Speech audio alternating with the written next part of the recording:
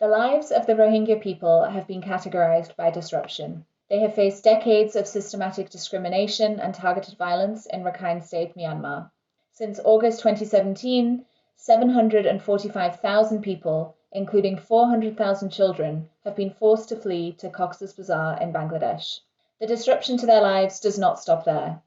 Displaced from their homes, Rohingya refugees have been forced to adapt to a new life in the world's largest refugee camp. While the humanitarian response provides some basic aid and services, the Rohingya remain vulnerable to monsoon rains and lack access to education and jobs. The arrival of COVID-19 compounded the precarious situation in the highly congested camps. Many humanitarian activities were suspended altogether in 2020.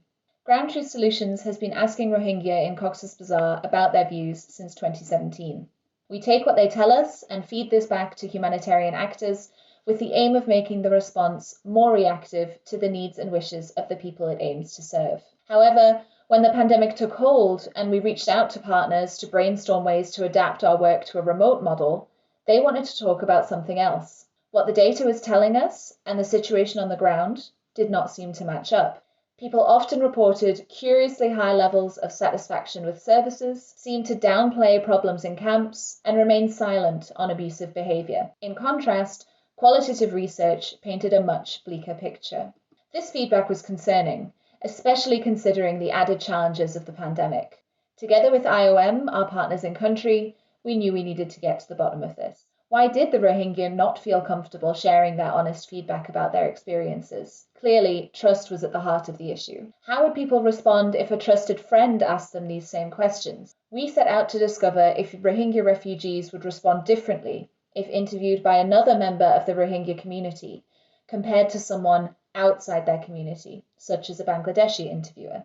The findings were clear. People interviewed by Rohingya interviewers were far less satisfied with aid services than those interviewed by Bangladeshis. They were considerably more negative than those interviewed by Bangladeshis about whether humanitarians listen to their opinions or are approachable if they have questions.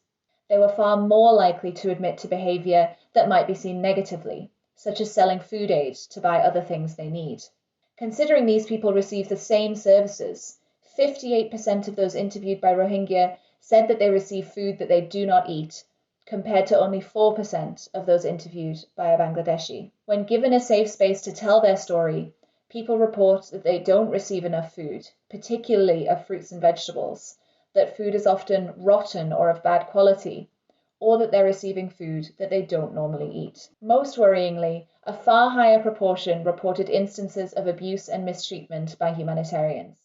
While 17% of those interviewed by a Rohingya interviewer reported having witnessed someone in their community be threatened by a humanitarian, no one reported this behaviour to Bangladeshi interviewers. Similarly, people interviewed by Rohingya interviewers are almost 30 times more likely to admit to having witnessed rude behaviour by humanitarians. Compared to our previous data collections, an entirely different picture of their daily struggles emerged.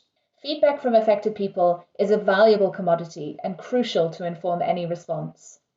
If we're not getting an accurate picture of the situation on the ground, we might be placing our efforts in the wrong area or missing problems that need to be addressed.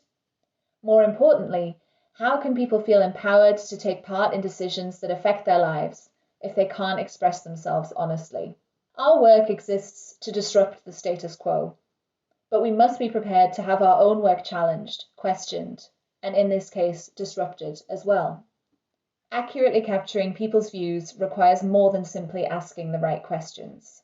This research shines a light on yet another important reason to properly engage affected communities in their humanitarian response. In this case, Rohingya researchers asked questions in a way most suited to the Rohingya way of speaking, understood community dynamics and issues, and collected data with trust at the forefront. We must equally spend time understanding the concerns of the host community and supporting and encouraging an ongoing dialogue. This is the only way to tackle the lack of trust at the root of the problem.